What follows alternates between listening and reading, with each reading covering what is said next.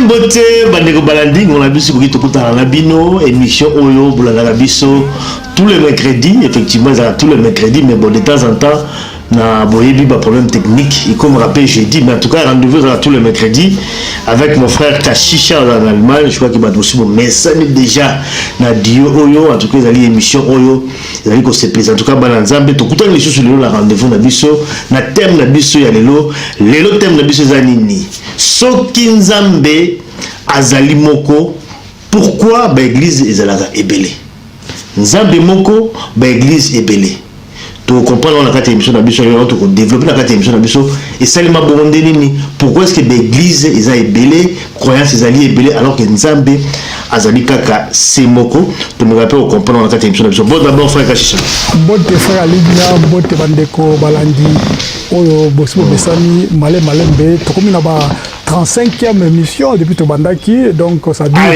c'est vrai on se côté nombre hein? bien sûr c'est vrai on a compté plus ça va vite ça la bilan et après ça la bilan donc 35e émission peut-être 36e si je me trompe pas et nous allons continuer qu'on peut s'abisso n'est-ce pas ba thème puisque moni biso to sala programme moko te ko to na calendrier moko to bi ke lobi to lobaka boye non ça dit nzambe chaque semaine après ça biso message to ko lobali boso bana nzambe yango vraiment moi je crois que makambo to sala ezali temps nzambe et j'espère que yo zo landa biso on peut passer temps inutilement à kolanda kaka kotala kaka mais otia makambo to zo lobana misala surtout comme to ali ko tuze kaka bible lokola donc la seule vérité yango na pesi nzambe merci pour na temps ou ko passer d'abso lelo thème on peut zapper moi thème compliqué mais je sais que par la grâce de Dieu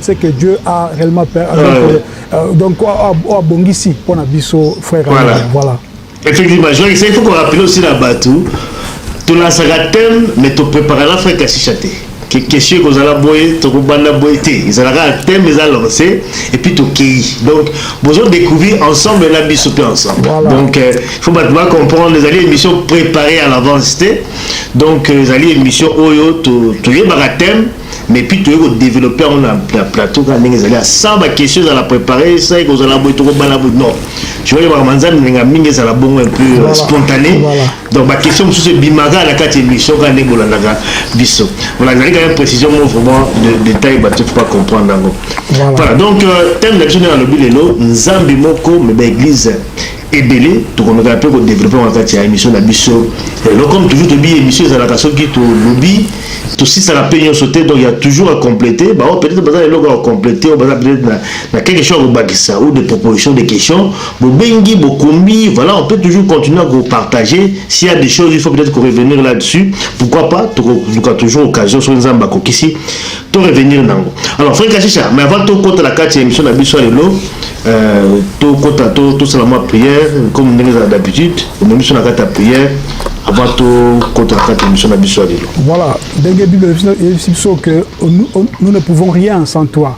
C'est-à-dire tout que tu y a vraiment malbanios to loba quand il faut alimenter to loba et tu pas y mon colo puisque tout ça la caté que tu bongisi question tout na question mi balé boy atami ça non c'est-à-dire vraiment ndenge faut alimenter to loba to mi pesa na boko en colo comme ça émission ça ko édifier na biso moko pe déjà et puis na bino bolanda biso to bondel na komba Yeshua papa to commission pour natanyo so ko passer na biso lelo mokonzi to ye lisusu na makolo na yo po to ebi ke pa na onde liziba ya bomoyi mokonzi to tiki ba occupation na biso to ye na rendez-vous o to yo kana bandeko pona koloba de ta part ta étiquette yo o lobela biso par ton esprit biso makanis na biso to mael na biso to ba philosophie na biso ezo bisika na ngonga ote kasi yo seul Yeshua ozo bisika pour le banakat na biso que tu mettes ta parole sur nos langues, Seigneur. Il y a tiki également le frère Ali Namaboko Nayo.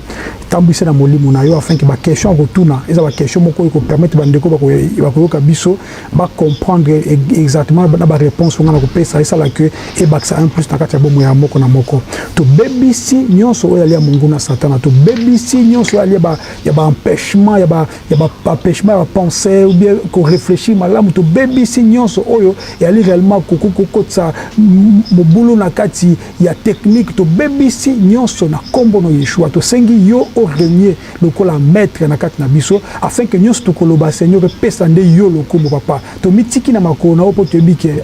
Sans toi, nous ne pouvons rien faire, Seigneur. Papa, lobela biso, tambisa biso, na kombo no Yeshua neto sengi boye. Amen.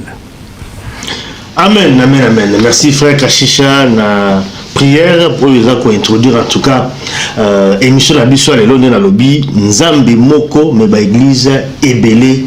Pourquoi ils ont bon développer la carte émission la biso. Alors, frère Kashisha, question du bosso, on a quand même tous se mettre d'accord côté à terme, tout ça qu'on utiliser. On peut battre dans la biso, babungate, tant toujours le église est belé. Toujours le bilanine, est-ce que vous parlez sur la religion? Est-ce que toujours l'église chrétienne? Est-ce que l'église a signifié nini avant peut-être tout compte dans la carte? Voilà, je pense que la question est un peu importante par rapport au déroulement de Trokendepo et ça, voilà. Ça va base dans l'émission Oilelo. Normalement, Balanda Biso, même Balandaka, na kati émission Oyo, tout ça, la frère Aline, ou bien Balandaka Biso, na émission Les Avertis, na kati chaîne Biso, yebi à peu près ce que nous parlons par rapport à l'église. Tu as dit que l'église est allée, nous autres, l'église est allée moutou.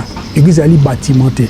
Mais ceux qui te disent que l'église, tu as mingi, tu as entre parenthèses, mangomba va assembler, ou ils allaient régner, n'est-ce pas, na kati awa. Puisque boebi que biso moko, to bino moko, boloba ke toke église, tu vois, ça dit moutou a message na langage moko boye. Il y a comme toujours côté à batu.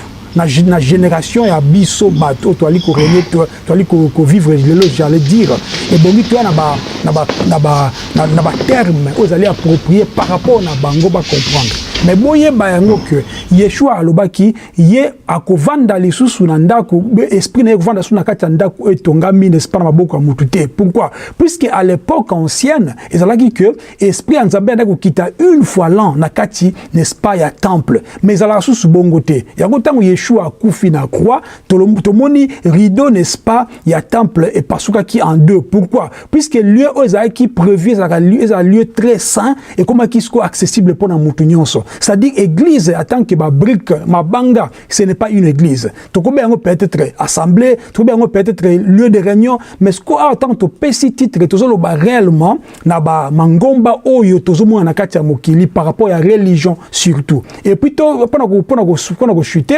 ceux qui par exemple donc toza ko utiliser église même na kati ya ba langage na bango moko batizo kango pe enfin bango se dit bato ba mona neti église ali place bakenda ko sambela ole ba église réellement corps donc il y a Christ bango ba utiliser ka et avec donc eux avec eux à mouké c'est-à-dire église avec eux à mouké ba bango ba benga wan des assemblées mais eux à munende ba benga siko ça église n'est-ce pas corps de Christ mais pour na ko tia clair nous voulons réellement parler il y a mangomba comme émission ya pena linga la frère Ali mais ça tout pète donc la mangomba oyo to mona kalelo appelé église entre guillemets je sais pas si la réponse est claire.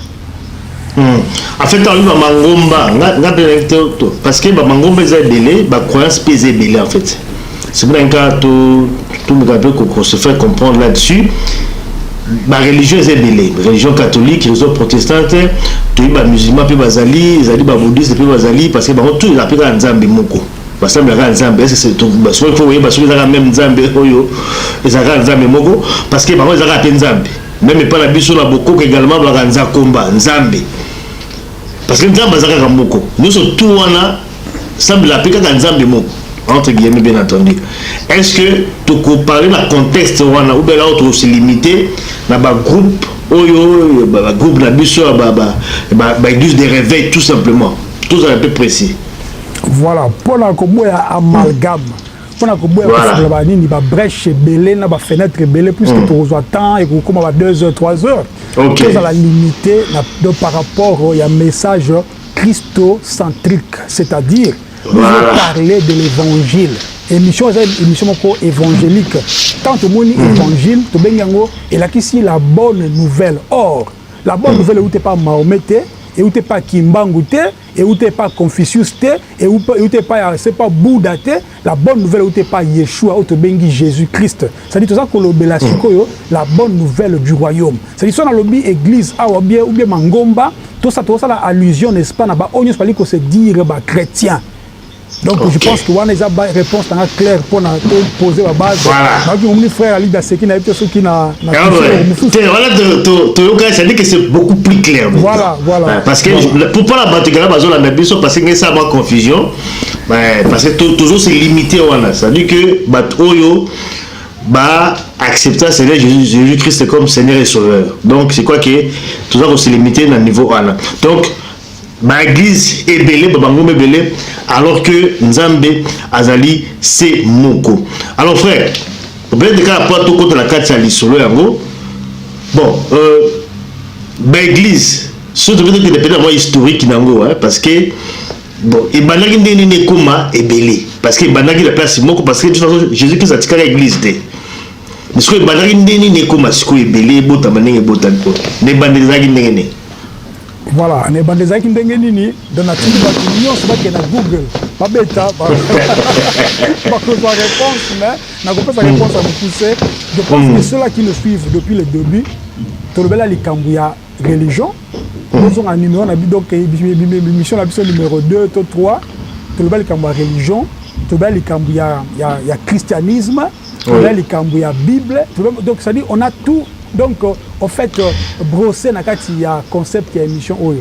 Mais quand même, on peut sa réponse. Oui, en bref, moi, mon coup c'est. Le bas, pour la moi, mon coup c'est caca. Parce que, comme nous avons l'église est belée, il faut comprendre, peut-être moi, mon qui tant nous avons l'église est belée, mais l'église est belée, il y a un peu de belée. Qu'est-ce qui a fait que comme est belée, il y a un peu de peut-être moi, mon qui caca. On retrouve. Voilà. Déjà, il y a concept, il y a christianisme, hein? Concept de religion, christianisme.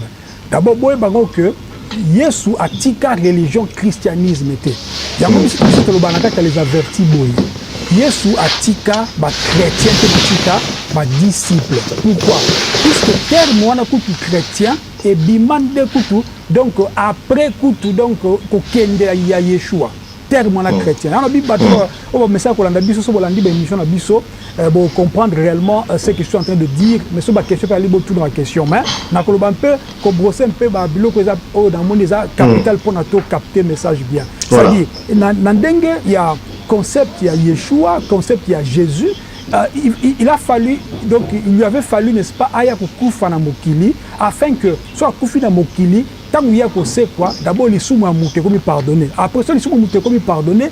Nzambe comme azova na suma kacha ya batu, tandaka cha bandako ya batu, teto na kacha ba batimate, fala ce que Nzambe a trouvé n'est-ce pas, bisika na kacha mitema na biso. Or, pour Nzamba ko na kacha mitema ya mutu, mutu andimela, n'est-ce pas la bonne nouvelle to bengi sangomala ou bien évangile. Tu vois partir à wana tango, n'est-ce pas, avant que arriver à Yeshua, ba religion ezalaki déjà.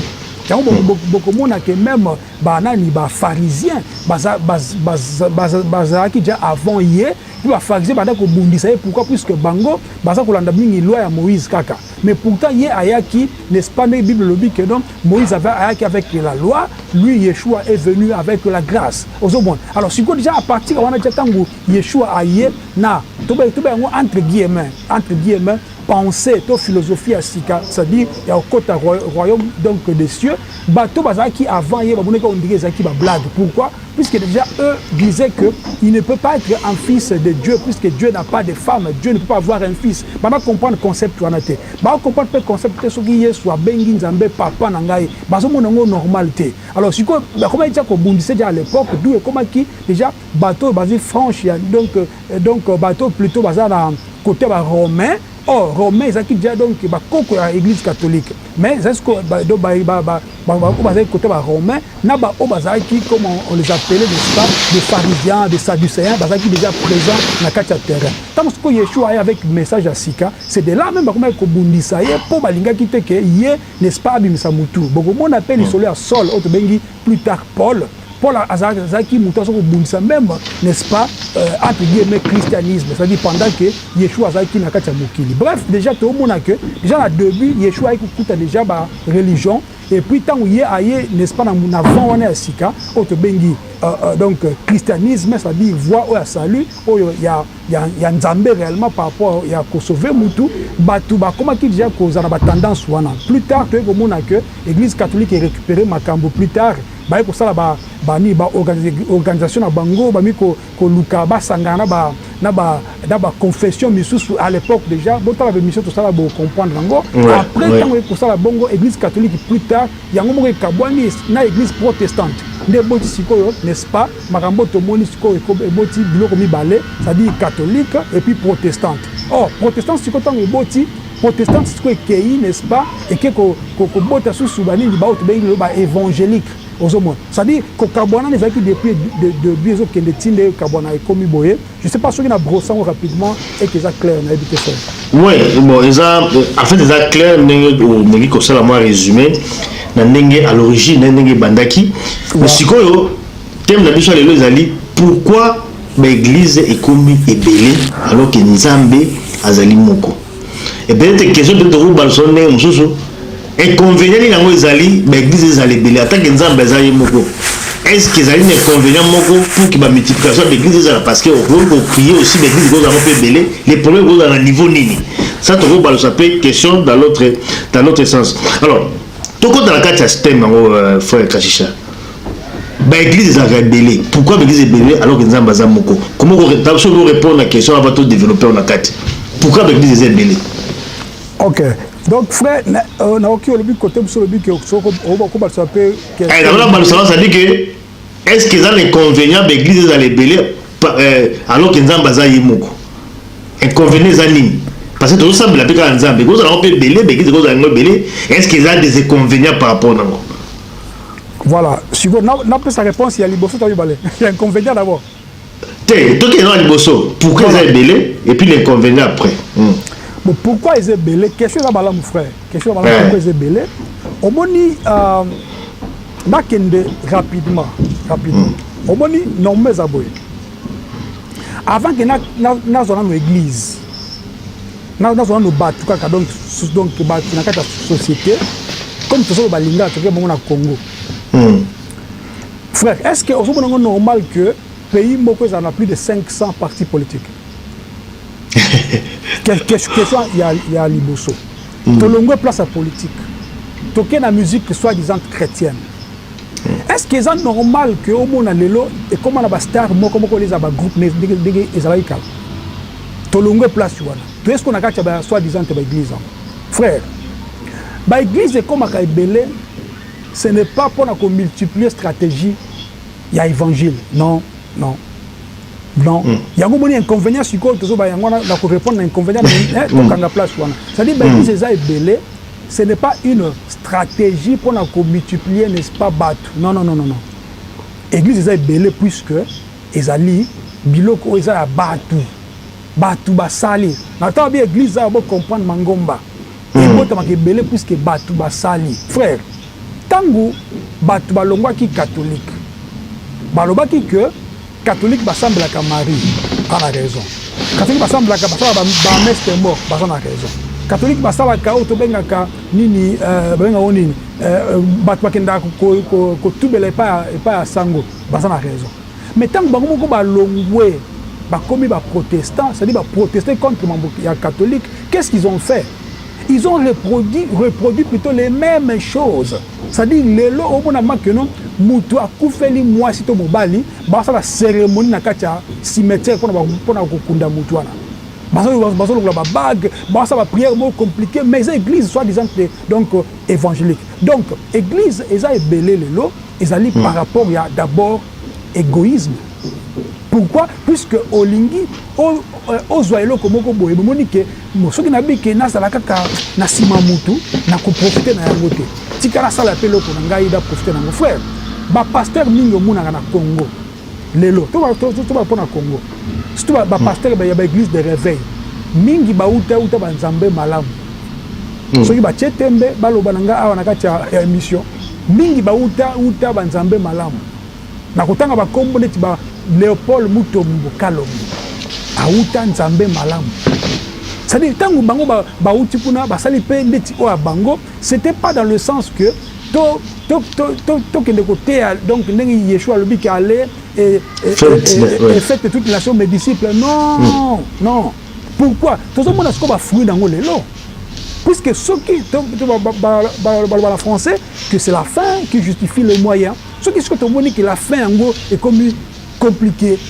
Ba pasteur ba mola ta ba frange ba mola ta ba ni ba robe milayi na ba croix minene le quoi la catholique ba boyaki ba pasteur ba mo ça ba ni ba cure d'âme le quoi ba curé ba pasteur ba ko sala n'est-ce pas ba komi ko commencer ba mai le quoi ba eau bénite ba pasteur ba komi ko pakola ba mafuta le quoi la ndenge za kana kacha banganga ça dit donc ba sala ki ngo ce n'est pas ba sala l'église on a pour ko tondi ça n'est-ce pas évangile mais qui plus pour égoïsme pour envie pour gourmandisme donc gourmandisme plutôt et puis bref pour donc motema mabe ça veut dire que yé atika na position mo quelqu'un ça dit ceux qui pasteur moko aye asali eloko na ye et que mati adjo na esko aza kutala moniki comme ya mati boye so nga pe na sala nga pe na ko mata c'est comme ça que omuna bakizamina balongo pa batambuluko ki basali pa bango kuna ça dit tout le monde qui se sépare en fait dans la église de l'eau et ça dit ma osala ngo pour na ko multiplier n'est-ce pas ba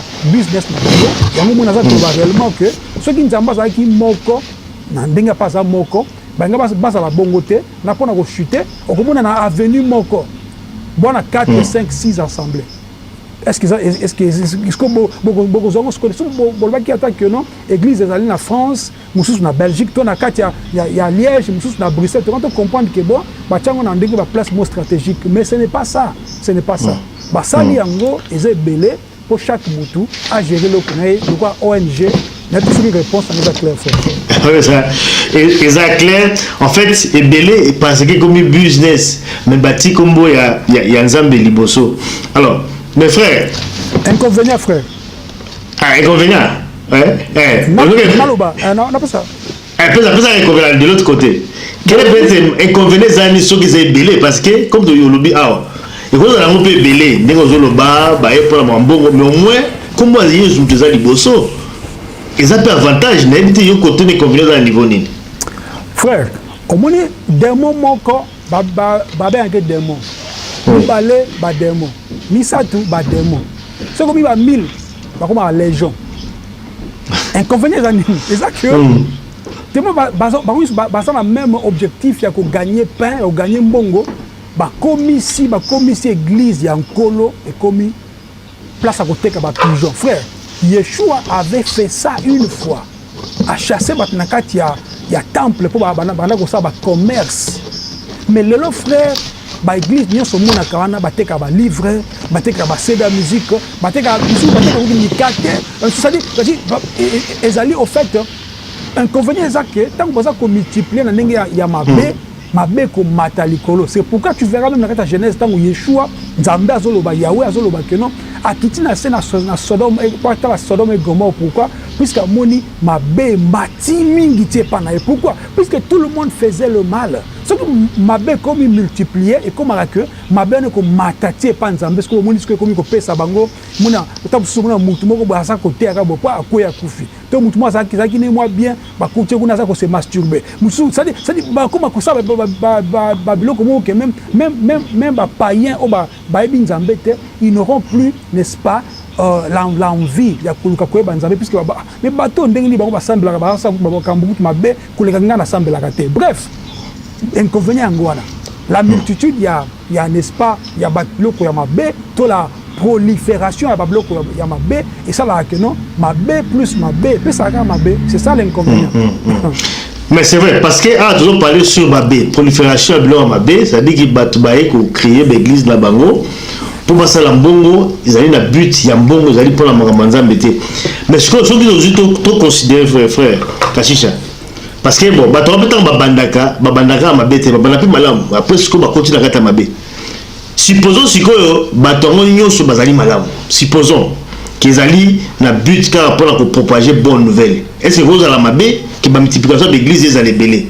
ceux qui bango nyonso ba tambola la droit chemin ils ont tout simplement multiplication mais ça makambo bambongo te ya kolia batte mais bango tout bazali ko tambola vraiment la droit chemin et c'est cause les inconvénients ya ko sala l'église ça belé bon frère na lobi boy ouais mabe plus et puis ça mabe malamu plus malamu et puis ça malamu donc ceux qui sont malamu ils ont inconvénient.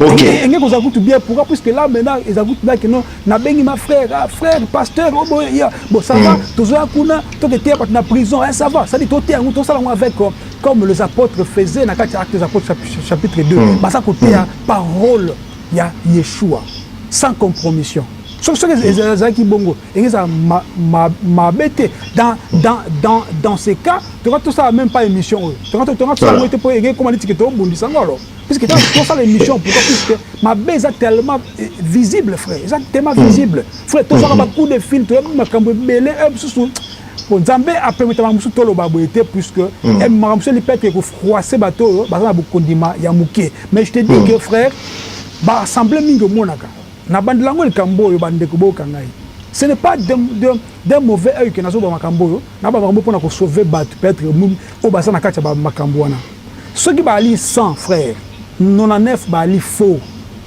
puisque ils allaient pour ba faux bien fausseté à likambu ezakanini batalaka et bandel nango ndenge zo continuer na ndenge pe ko suka mais ceux qui scott au la deli bango nyonso bien au mona que mingi baka vraiment avec un but lucratif frère baka te na but moko boye ya côté ba Nzambe zala donc epoussana la preuve en est que to ba likamba Congo na Congo mona que mutaza ko mibenga prophète azo ko melsa batu ba nini ba pétrole mais ba pasteur ba vandi ba hôtel c'est que ça va faux pour ce qui va vrai qu'est-ce qu'il allait faire mais quand c'est ligué contre hier hein ba dit non mutaza ko yana combattre ba ko kangisa été mais ba do ba aussi ba ton à niveau OK non muto donc à ko zala boité to ça si donc ba pousser mutu ati quand même côté tu vois mais comme ils le font pas balobini c'est lui qui reste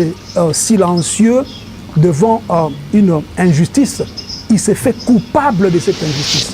Il y a un non-assistance à personne, donc à personne en danger. Pourquoi? Puisque quand tu sais faire le bien et que tu ne le fais pas, tu commets un péché.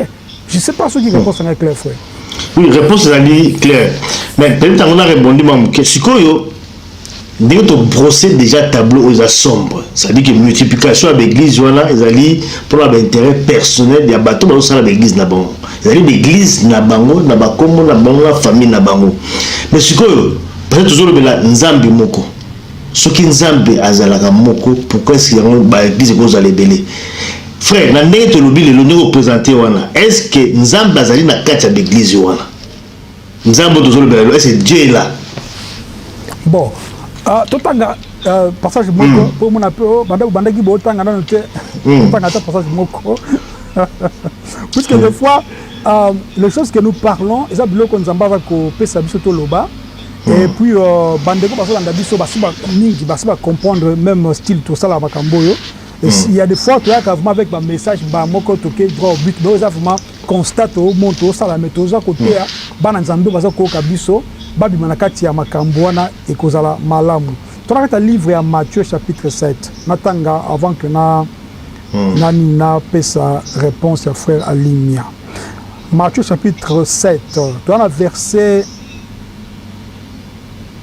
21 marquez rapidement ceux qui me disent Seigneur Seigneur n'entreront pas tous dans le royaume des cieux mais celui-là seul qui fait la volonté de mon Père qui est dans les cieux. To continuer. Plusieurs me diront en ces jours-là, Seigneur, Seigneur, n'avons-nous pas prophétisé par ton nom? N'avons-nous pas chassé des démons par ton nom? Et n'avons-nous pas fait beaucoup de miracles par ton nom? Alors je leur dirai ouvertement, je ne vous ai jamais connu, retirez-vous de moi, vous qui commettez l'iniquité. Na place. Réponse des aboués. Est-ce que Nzamba sana batouana? Voilà. En fait, Nzamba sana batu nyonso, les mauvais, le bon, le méchant. Nzamba sana batu nyonso. Na opesa exemple oyo, politique. Pour les Congolais, pour les politique. Ce qui besoin de haine, nakati ya batu, c'est-à-dire, oza ko ina na niveau moko ke, ce que tu combo na salio mutema passe, ozo commettre une grosse erreur. Pourquoi? Puisque Nzambe, mutuana oleke Nzambe a punir ye, Nzamba ko punir de yo. Pourquoi? Puisque tant ozo ina mutu, boina batu, boza ko ina batu, binos ko comme na charge kolega ye puisque ye a binoté exemple. Elinko bani. Soki Nzambe atutika mutu mabe aumela, Nzambe ako ni pesa, c'est-à-dire Nzambe ako pesa mutu na temps pour mutu na soit a changer, ou bien mutu na mutu mais comme makas ndenge qui est pas pharaon pour périr.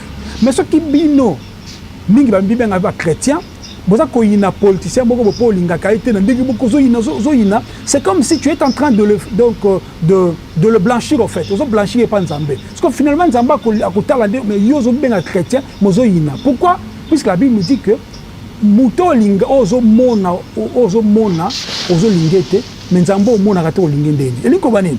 Soki déjà na kati ya batu. Ndete zo mona na kati ya batu, tu ko vivre avec esprit à comment dirais-je, esprit moko boye, il y a haine, il y a ba poison tout ça puisque ma beza tellement mingi. Mais entre-temps na kati ya réponse to lobi que Nzambe atiki batu nyonso wana ba vivre na mabe na malamu na kati ya mokili. Imaginez-vous penza frère Ali Mutu akep na sombi poison. Ba tegele poison apesi mbongo. Aina poison wana pe azu sani to kopo atina kati ya poison. Mutu super azu amela ngo pa kufi. Nzamba zotala. Osomona. Eliko bani Nzamba sana mutu nyonso. Mais sauf que mutu nyonso ta okota lola. Puisque le but ici pour Nzambe ou bien pour Yeshua, c'est que non aiko racheter biso pour tout mon royaume na ye. Il y a dit que je m'en vais préparer la place afin que là où je serai, vous y soyez aussi. Et lui, que non, ce qui mutu, aza mutu mabe, aza mutu malamu, Nzamba ça va prendre bato nyonso tout. Mais na kati siko ba assemblée wana, na kati passage tout temps à Matthieu 7 21 22 23, Nzambe a permettre même que ba miracle salema pour combattre Nzambe tombwama. Mais le miracle ne sauveront pas la vie, et ça mutu vie éternalité. Le vrai miracle qui sauve, c'est le miracle au mutabongoli motema. Mais d'autres miracles, ça les marapo batu, bamuna mounen Nzambe. Bref, batu wana ba travailler pour Nzambe, mais ils ont encore travailler dans la compagnie moko boye, tu n'es pas enregistré au fait. Compagnie est que prospérer, mais yo ozo futani ba allocation, to ngoni ba taxe au futakate, jour comme kokoto komi donc comment dirais-je comment dirais-je aux asusu na makasa ya kosala te aucun na place ba futa bato à chômage batali bobi yo au travail te. Mais entre temps la compagnie personne au travail et prospérer qui par rapport à Moussa na yo. C'est pourquoi Yeshua dira que même si vous faites tout cela, que tout ce que vous êtes en train de faire, je peux laisser faire pour battre la gloire nangaï. Mais vous là, beaucoup tâté. Là, tout ce qui est important est clair. C'est clair, mais il faut quand même approfondir en mouké pour et ça la confusion na batine bazo na biso parce que lobby ah frère d'abord lobby makami ya haine ce pays de mutu un politicien tout ça yozo inaye ozo ti haine akati ozo lingaete et pourtant ça la kamabe mais ils ont des façons de blanchir et pas Nzambe. Je crois que frère il faut quand même au fond la biso malamu wala pour battre kota na confusion te na presque quelques exemples là ba faux serviteur de Dieu pour ba ko détruire ba Nzambe pour na yo quelle est l'attitude il y a un chrétien vis-à-vis à bato ndenge wala. Il faut qu'on ait un amour, il faut qu'on ait la douceur, il faut qu'on ait un nidi. On va expliquer d'abord biso. Alors la place mon père au lobby de Souswana, réponds d'abord, réponds là comme ça avant na contre la deuxième partie. D'abord au lobby quelle attitude d'abord non? Quelle attitude parce que yo lobby awa kuina, odasu mutu moko boye yo ini olingi ete. Mais mutoma sala kapé mabe. Parce que yo kuina ete parce que zo ina c'est comme si oza ko blanchir ye pas Nzambe yo risque zo sous sous mu koleka même mutu asali mabe. peut-être bato va comprendre si qu'on a bien été il y a la même poser question autrement la vie bah faux serviteur de Dieu face na bango chrétien Rogas a adopté quelle attitude? Bon frère problème vous avez au moins même quand tu as un message aux frères normalement tu peux avec Marambo et bah ça les talibs sauter normalement mais surtout tu as un message au tu as un point à tout sauver bah âme na bango tu bah âme ya bateau bah sur l'anda bango en fait nous le faisons par amour. Matthieu chapitre 5 n'attends rapidement. Oui. Matthieu chapitre 5 verset 38. Yoka. Vous avez appris qu'il a été dit œil pour œil, dent pour dent. Loi d'Italien, na Moïse. Mais moi, je vous dis de ne pas résister aux méchants. Si quelqu'un te frappe sur la joue droite, présente-lui aussi l'autre.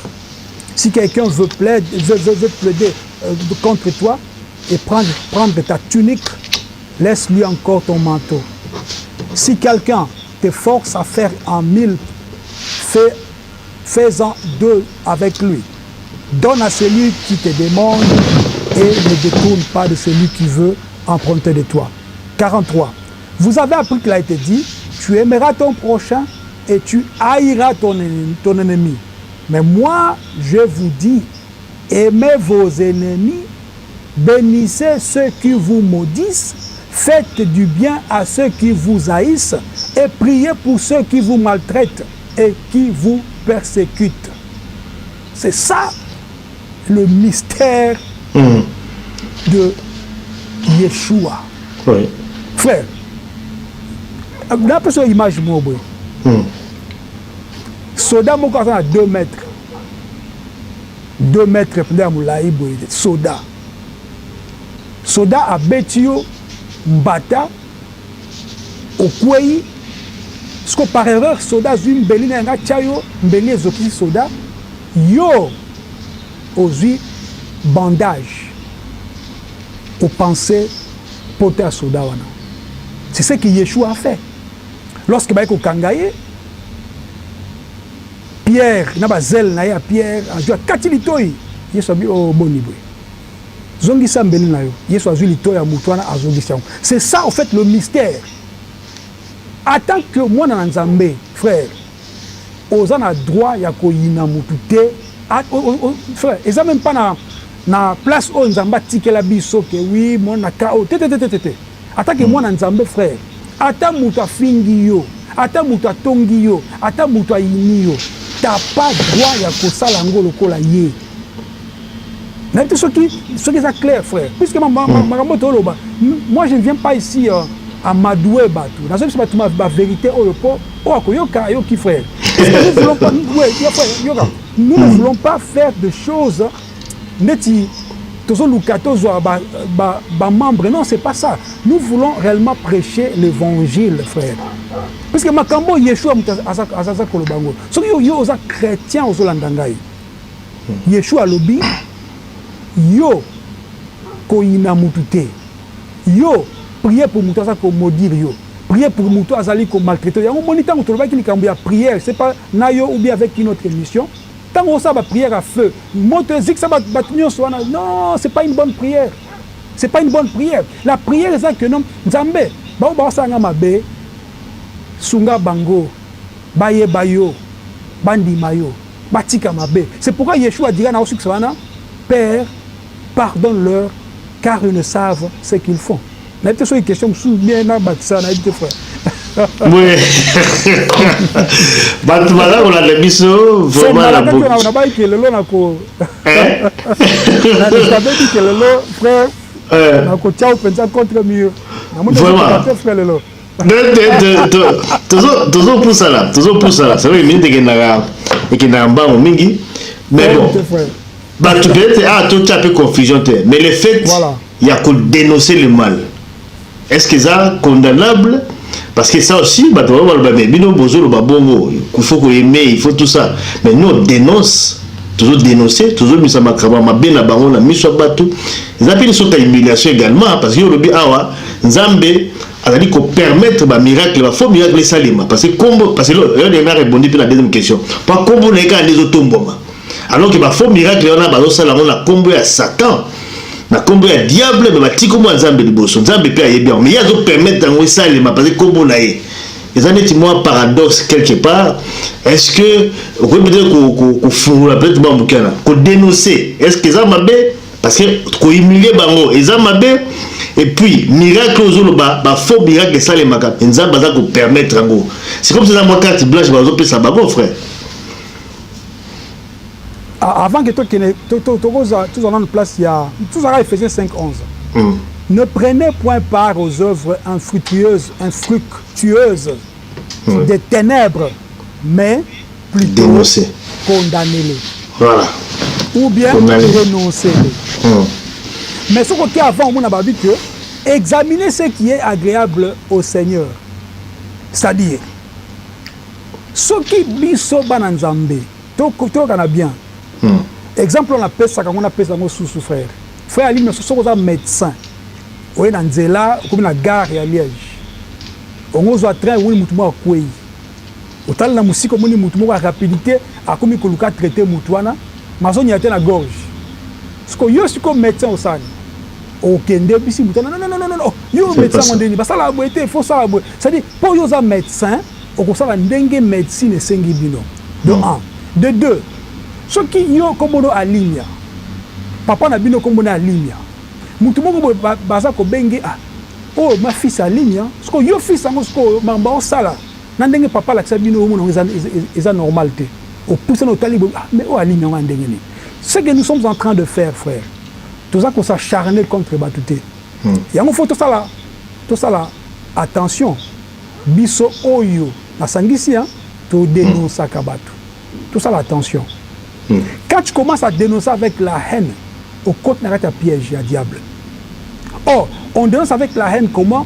Lorsque tu vas commencer, n'est-ce pas, à t'acharner contre la personne. Si on s'acharner contre la personne, c'est comme si, comme ici, comme le combat Yonae, combat Cash. Non, non. Puisque, avant Bisso, il y avait des Paul. Paul a dit qu'on dénonçait, mais c'était à l'évangile. Tu as vu Simon, le magicien. Batéa évangile à moni miracle Simon à bongola motema frère ça dit biso to za na te pona ko parole ba ma futa ou bien ko madoué non to za côté ba tu parole ya Nzambe par rapport ya makambo yo Bible lobby par exemple na par exemple ya mouton na lobby que il fait boire du pétrole na batu ba pétrole tout le monde a nulle part na kati ya Bible parce que biso ko to bengi to ba na Nzambe on peut pas rester comme ça il faut tout ça to dénoncer ma moto au monde. Mais ce qu'on dénoncer, ça n'a rien à voir avec le balamoutuke. Tu vas bêta yo, tu kanga yo, ouais, c'est pas nous, puisque nous ne luttons pas contre la chair ni le sang. Si ça ma kambo ya ma confité bitumbate, ça ma kambu ya molimo. Na pêche exemple frère Kanisa Ngomalamu, soda 2 mètres à Betchombata au Kwei. C'est ça l'amour de Dieu. On ne peut pas, quand on a il y a l'oyenge, c'est comme si tu as bundana batu. Non, yo, n'a que place. Non. Prêchons l'évangile. Yeshua a dénoncé. Quand nous dénonçons, nous devrions aussi annoncer. C'est ce que nous faisons. Nous annonçons la bonne nouvelle. C'est une question d'ailleurs et trouver réponse dans nos frères. Oui, question de trouver réponse, c'est quand même au continuer le miracle parce que le but nous a permis de faire na bazala na ba miracle na bango parce que comme on a eu des autres aliboso. Comment est-ce que nous va permettre leur ma bezala parce que bon temps comme on a. Bon, question n'est pas facile, réponse à vous frère. Ouais. Du fait qu'il y a diable, nous savons pas qu'il est. Mais diable a libre. A tambolaka, a pumbwaka, a batunae, a démonae, a bakanae, a bakambunae. Mais nous savons pas pourquoi. Et donc c'est important à sougaler jugement. D'autres gens disent ceux qui Nzamba qui peut exister, pourquoi Atika Mabe Salema. Non. Mais justement, place miracle, ou bien plutôt mystère, va comprendre Yangoana. Nzamba est capable. La Roberto Mbata ou Kwei, Abisson Ndibela Ngai, est capable au Salam. On n'est pas pas seul, bien Paul. Paul a commis avec la Zoé Batsouteni, il y a son autonomie, il y a son pourquoi me persécutes-tu? Pour vous persécuter un point. Mais Nzamba Sala appelle ça mon libre choix. Pourquoi? Puisque Nzamba est juste. Ce qu'on a qu'à la justice, on a besoin de moutou yemoko à sa décision. Pour avoir sens, il y a justice en Nzambé. Il y a un monde Nzamba qui pas qu'on manipuler. Oui, tout bien, Nzambé a manipulé à Batouté. Et la Bible nous dit même que Nzambé a tenté de moutouté. Tu vois? Ce qui va miracle, les gens qui salent, ma frère. Moi, je vais te dire ici que ce n'est pas tous les faux pasteurs qui sont ici. Ce n'est pas ça. Il y a d'autres qui sont ici. Mais il y a faux. À côté de l'Ikambouna, il y a un cop, qui pasteur, Bachie, Maboko, qui est Danemark, à Balissi, moi aussi, c'est-à-dire à Balissi, jeune fille, à Bimisou, jeune fille. Même pas ça, vous avez apôtre dans Danemark. Un aventurier, un apôtre dans Danemark. Et il y a un commissaire apôtre, avant dans la Belgique, donc il y a un docteur, un commissaire apôtre. C'est-à-dire, et ça, le quoi, il y a un cop. Mais Nzamba, ça, il y a une place, la place, il y a mystère, il y a donc livré na blé. Tant Nzamba le ba que non mettre moisson ko kata donc au kata bani ba livrer à Ziksango, c'est pendant ce qu'on a le jugement dernier. Des places de l'obit tout le temps dans Matthieu 7 21 22 on dit que non, j'avais fait ceci et cela ton nom, je leur dirai que je ne vous ai jamais connu. Et ni kobani Nzamba tika ka miracle salema. Ce qui nous ça la kisi, on est à Nzamba tout ça d'accord. Mais il y a aussi des pasteurs entre guillemets bien sûr. À ça, l'année qui cité. Mais il prie. Mais entre-temps, à ça, on profite de ce qu'on a faiblesse à battre pour y gagner un bon. C'est un miracle, il y a un faux miracle. Surtout un miracle, un vrai miracle, il faut vous compter. Mais tout le monde a un spectacle, voilà, ce n'est pas de vrai. Tout est faux. On a raison, sinon tu se contredire. Des choses que nous voyons, que nous dénonçons, c'est le monde. Que vous avez que akangi munanyo kanakata libu oh nini bonakata maboko oh muselekete oh non carte à crédit oh non téléphone bachele ba unité oh non bakangi bazumbis namba inambo nakati. Bien sûr on a ba miracle travailler. Mais il y a d'autres miracles biso to bon na ate et on te tient nakati 1% na frère. Il y en a frère ezali puisque Nzamba bongwani te Nzamba sala miracle ti le frère puisque biso ngana o tozo vivre totambola ka frère. Au sommet de Moutou, autant pour la autoroute 220, plutôt 120 ou 160 mètres à l'heure, kilomètres heure. Au milieu de Moutou, que ceux qui punaient Moko Longo, et l'on est s'est passé. C'est pour dire que non, tout le monde a quand ça m'a battu la cabine. C'est un miracle aussi, frère. Mais ce n'est pas ces miracles-là qui vont, n'est-ce pas, nous donner la vie éternelle, frère. Vie éternelle, comme il y a relation Moutnan Nzambé, tu vois. C'est-à-dire Nzambé a un miracle comme ça, ça la canabatu. Peut-être qu'on gagne tout le monde arrêté. Tout le monde a un spectacle, bien sûr. Mais tout le monde a une série, pour la soupçonne, Béni qui en Allemagne vers 2004, si je ne me trompe pas. Il y a All Mokoboye, Batbayana, Batbele Bele, il y a une équipe, tout ça. Donc, à ça, il y a préparé. Moutoumora abelaka ya lukuta ye moutoumora fanda na chaise roulante ya lukuta pa ye mais ce que basali que bato baza malade ya solo na que non mouto azobela bazo kipe bango te on pas mouto abi que mouto va travailler déjà basali déjà ni ba comment appelle ça donc des scénario na bango abi lève toi mouto pas télé mais pourtant il y a lukuta malgré que na kati wana siko il y a d'autres gens avec leur foi frère. À quoi il y a besoin de douleur aussi, douleur pesili. Ce n'est pas ça ce n'est pas de cela que nous parlons. En global, faux bazali, il y a d'autres qui sont, n'est-ce pas, de féticheurs, de pétrole. Il y a maintenant d'autres qui le font comme commerce. Il y a un Yeshua, Matthieu 7, 23, que je ne vous ai jamais connu, mais ils font des miracles au nom de Yeshua. Bien sûr, c'est ça, c'est que la Bible nous dit, frère. La Bible, ceux qui sont clairs, ceux qui sont en français,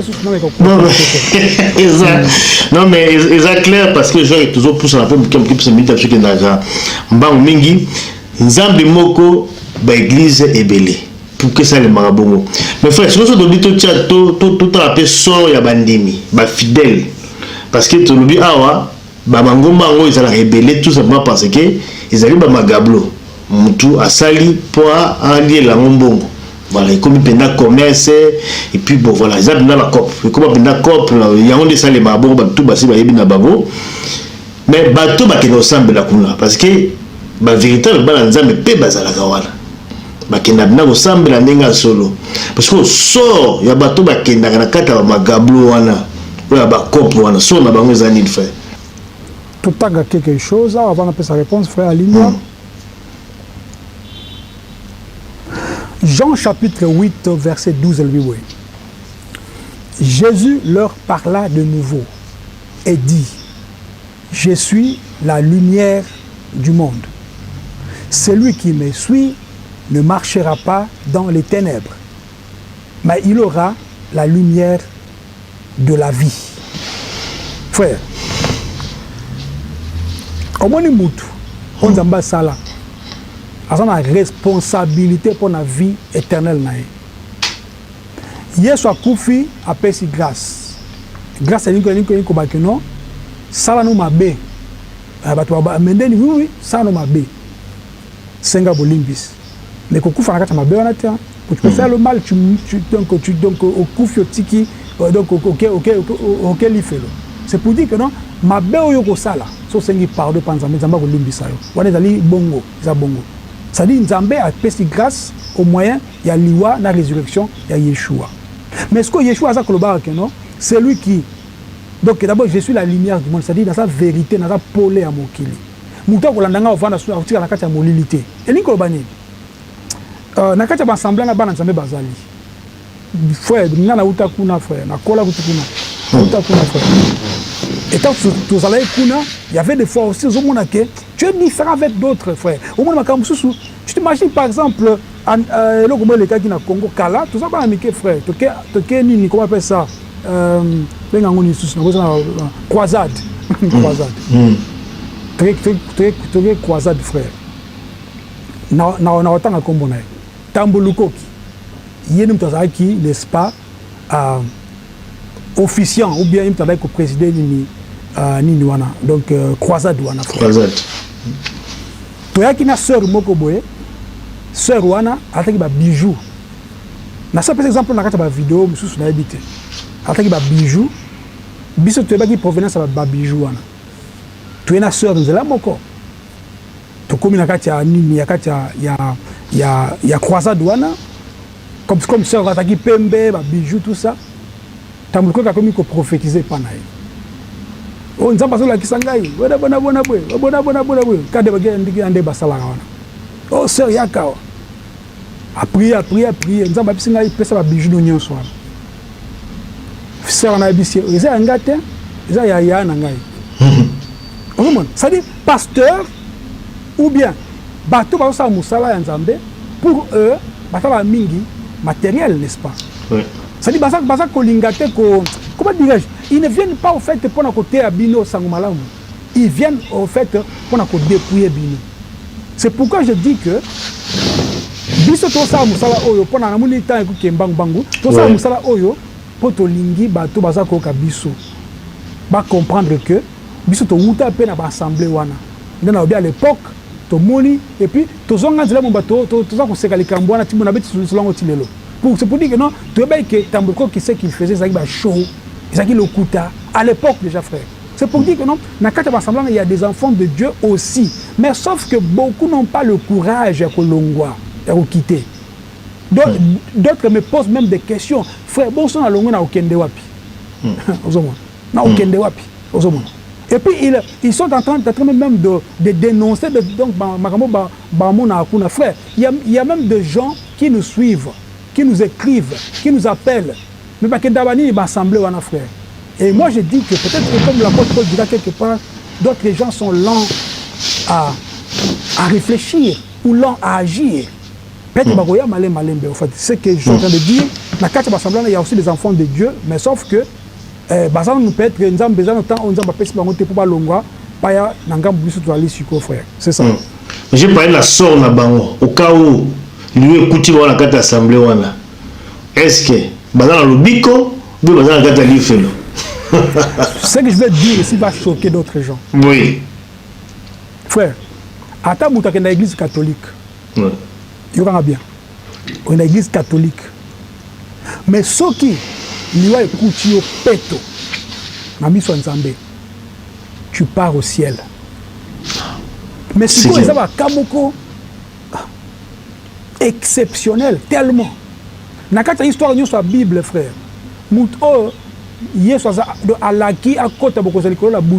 sans passer par baptême ni par message, non, croire au Seigneur. Non, non, non, non, non. Moïse n'a croix, frère. Pourquoi? À côté de Nzambé, direct yé moko boy. Tant que Moïse Zabake a quelque lukaye, Moïse a sa prière. Tant que Abraham Zambake a lukaye, donc Abraham a eu Nzambé. Ça dit Nzambé, à cause de Kambou, biso toali batu frère. Toko limiter Nzambé. Mais toali ko kebi sabat na danger ni ko là aussi côté une place ya mabe. Pourquoi? La Bible nous dit que la foi vient de ce qu'on entend. Et ce qu'on entend vient de la parole de Christ. Mais ce que vous faites, vous n'avez pas pasteur, vous n'avez pas ceux qui groupe, comment vous compliqué. C'est ça ne va pas t'amener vers le ciel. Et comme il ne peut pas nous embêter. Pourquoi tu n'es pas Nzambé Hollanda Jean 8? Je suis la lumière du monde, Yeshua Zoloba. Ce qu'on l'a dit, mais le second, je suis écouté dans l'église, frère, et que Moutouana, na minute Oana, nakati liwa ezue nakati église wana, mais na minute somme toa zaki peto na miso Nzambe, ya ukota lola frère. Mais ce que bah quand on a abandonné ça exceptionnel frère. Voilà, je crois que il y a beaucoup à dire. On peut encore rebondir. Là, mon frère Lobby, Awa, mais d'habitude c'est ce qu'on m'a vraiment la souka. Je crois qu'il y aura quand même suite. Il y a un sujet de Lobby, c'est vraiment très important parce que les longs souko beti Awa, ceux qui bouté nous allons péto, ok na lola, bien aux autres qui na place à Mabé. Donc là, bateau bazalaka na badoute, oh balaba absolument que nous avons la ma banzambi. Attention ça les Mabé, parce que nous avons Nzambi, tout ça au yoga na biso. Et puis bon voilà tout ça puis quand on va miracle puis donc c'est ce qui est important. Donc bateau na pe ba obimaka na bango pe na kati ya bango ba wana te ba otika la bango kula parce que ba moni que non sozo tambo no pe ka malamu eh bien ça sert à quoi alors obimaka na kati ya bango ba. Ah frère mais boy wana solo bibo baby c'est mission. C'est pas ce que je dis. Ouais. Par exemple frère au moins avion. Toi na kati avion tu as 300 personnes dans le avion. Tant que tu as un avion, d'abord, tu as pensé que crash Jérusalem. Tu es d'accord avec moi, frère? Oui. Même ceux qui ont l'idée que crash Jérusalem, tu as l'idée que non, dans la place, comme ça, ceux qui crachent Salami, la bika. Non. Mais, ceux qui crachent Salami, il y aura des gens qui vont mourir. Sûrement, Batebele, Baokoufa. Je connais une fille en France. Avant de 13 heures du temps dans Maï, dans l'océan. Bah donc avion et ça les crash bah côté bani bah côté bah y a Tonga kuna ba papier ça ba île ça côté kuna Amérique latine c'est pas côté ni voilà. Bah donc avion et ça les crash plus de 300 personnes bah koufi fille on a un âge à 14 mais 13 ans à Bikati le Lazali. C'est pour dire quoi? Tu ne peux pas imaginer dans ta tête que oui comme frère Kacha le Bible c'est que bon c'est pas la peine na longo c'est pas ce que je dis dans le but que exception on nzamba ko na bato c'est Dieu qui sait nzamba tu as vu exception wana mais yo ce que mutu place aux alliés ceux qui aux na place ya mabe tu peux comment nourrir n'est-ce pas fois na ona makambu ya donc ya mabe. Alors na cadre wana ce que comment que moi aux années musika ya nzambe. Ce que maintenant kati ya bato il y a des gens nzambe habite oyo par rapport à Boé, c'est Dieu qui va décider au fait. C'est pas l'ensemble des gens. Mais ce qui est important, les amis. Ce qui est important, c'est Yeshua. Yeshua lobby, je suis la vérité, je suis le chemin, la vérité et la vie. Je suis le chemin, la vérité et la vie. Et la vie. Et Nikobani, ce qui est Hollandi, le chemin, au coup, tu as la vérité. Ce qui est la vérité, tu n'auras pas la vie. D'où il faut déjà si que tu te poses des questions. Il y a une sœur, une de mes sœurs, à mon église Moko, bâtiment mon Irlande. Pasteur Alinga passe Will d'onction, les tickets à Wendre Bango. Pendant que Bango Baliko Sambela, sœur a fungoli misomoni pasteur Nazo Tia Soy Nakatia Will wana. Soy frère. C'est pour dire que tant que sœur a moni bongo jour à souka père à longue église en Yangwana. C'est pour dire que Zambasa a un temps où il y a bon ça pour mutu. Dieu ne peut pas permettre à Tio place à Babé. Même pour travailler avec Abraham, avec nos longwana mboka papa na okende côté mususu. Même pour travailler avec Moïse, Zamba bende place avec Zonga en Égypte, Zoba na puis bimana mon libanda. C'est-à-dire Dieu ne peut pas se compromettre au fait qu'il y a que non vandaka wana non, il faut oser la place au d'abord ils allaient comme maloba nzambe pur yango mona kita Yeshua à ce que lui que non bo vendre na kata chambre haute bo de la place wana. C'est pour dire que non il y a des endroits où que mutifwa zala attends que za mona nzambe pour ngai le frère sona que église mo quelconque ou assemblée mo quelconque ezala wapi frère na kokate mako te ko risque na non ozokosa na risque na mgo makasi mais mambozo beza ngote nous eza sur place na ngate donc mona nzambe ozo kangai. Il y a des fois, quand on a terre, pasteur, surtout sur la dîme, on a beau télé, on a dîme, peut-être ça te fait aussi du mal. Et puis ça repère un moussoukanda. Et ça va signifier que non, on a placé à ma baie, en fait. C'est pas réponse à une naissance, c'est-à-dire exception et zali, coûte que coûte, frère. Mais ce n'est pas généralité, c'est-à-dire qu'il faut l'on a place, on a placé à ma baie, nous ne ressemble pas à ni. Comment il s'appelle? Denis Lessi quand même. Voilà, donc comme la souka, je crois qu'il faut un moment tout comme la souka vraiment cette émission. Vous avez vraiment dit une chose très intéressante. Je crois que le débat va continuer. Il y aura sûrement des questions, tout ça par rapport à Oyo. Et le bon moment il y a émission, il y a les lots. Ceux qui ont bazali moko, pourquoi l'église ezali ebele, bolande en tout cas émission Nabiso. Et Banedina Souka, tout comme la Souka frère Kachi, j'avais déçu le Bassou Kezali pour te clôturer cette émission. Voilà, dès que tu lobby, tout ça, Moussala Oyo, pour na yo, aux Olanda Bissou. Aux ala Moko, aux amis balé, tout ça, pour na yo, pour na bino. En fait, il y a d'autres choses lorsque tout ça, le bango, tout sakabaton, c'est pas que tout ça nerveux, tout silique, non, c'est pas ça. Ça, Moko, avec insistance pour nous comprendre. Alors, ce que il y a peut-être d'autres choses que dans le lobby rapide ou bien frère toutes les questions à répondre on dengue yo da ko zelate ce que moni questions ali tout na biso to zanga te répondre bino frère ali nyanza mapambola yo vraiment merci beaucoup. Merci frère Kashisha, merci la émission, merci la Balolandi biso partout à travers le monde, tout comme moi sur l'émission Nabiso Lelo, rendez-vous Nabiso mercredi prochain à la même heure. Boutika Mala Musika Bozali, à très bientôt dans la même chaîne. Merci beaucoup. Zambazala Bino. Merci.